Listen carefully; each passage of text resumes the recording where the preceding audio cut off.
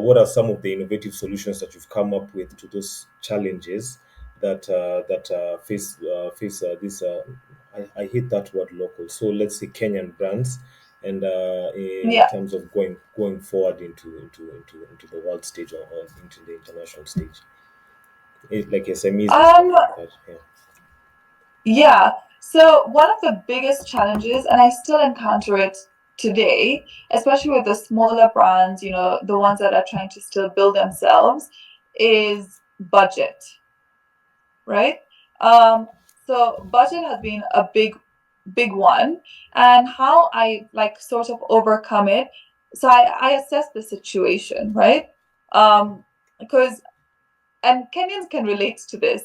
Sometimes people just say budget, and sometimes budget is actually not the problem. They're just trying to get a deal. So I assess the situation. I look at like who else are you working with, if you're working with anyone else.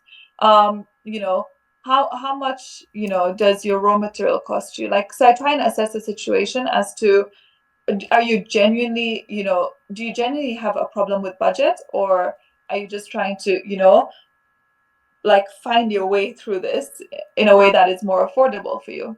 So once I've done that, and a lot of times I do realize that actually budget is a problem right now.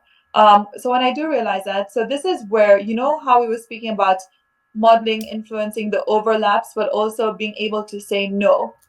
That's also where this comes in.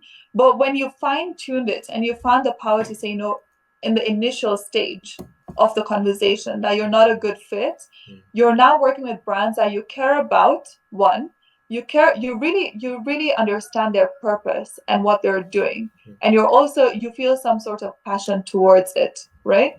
So let me give you an example. If it's just like let's say you're making shirts, for example.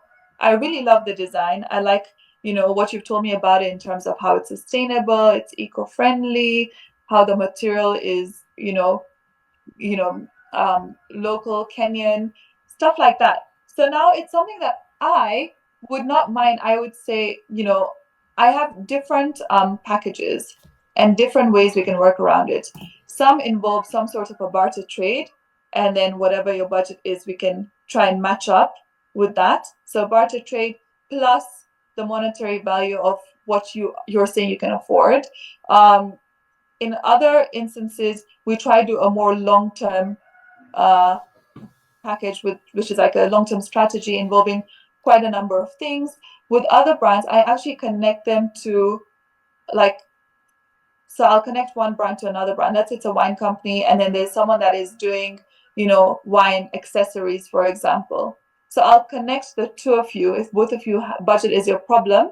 So we can do something together, but then you're splitting the cost. So there's different ways to work around it, but I always do try and find a way. I'll come back to you with options on how we could work together and how I think we can still make it work, because I don't think it's ever, a closed door situation. I think there's so much you can do before it becomes a closed door situation.